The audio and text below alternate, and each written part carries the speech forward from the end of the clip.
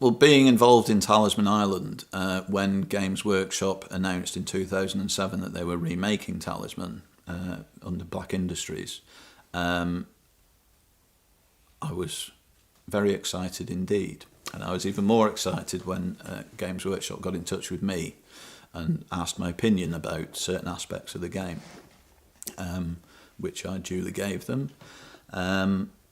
Some of which were taken on board, I must say, some of which were ignored. Then the licence moved to Fantasy Flight when Black Industries stopped making it, and it carried on.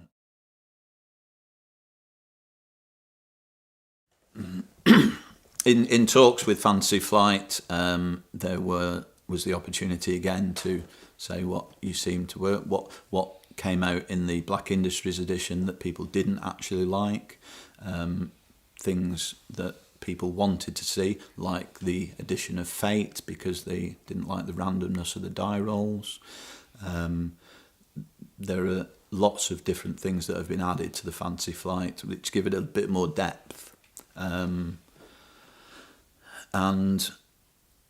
being involved a bit in that and was great. I mean, from my point of view, it's like a dream come true, really.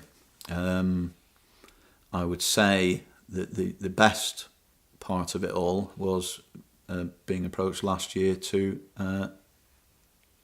do my own expansion for Fantasy Flight, which I'd had an idea in the back of my head for a few years, actually, and it was basically to try and bring one of the old endings back into the game, which is Pandora's Box.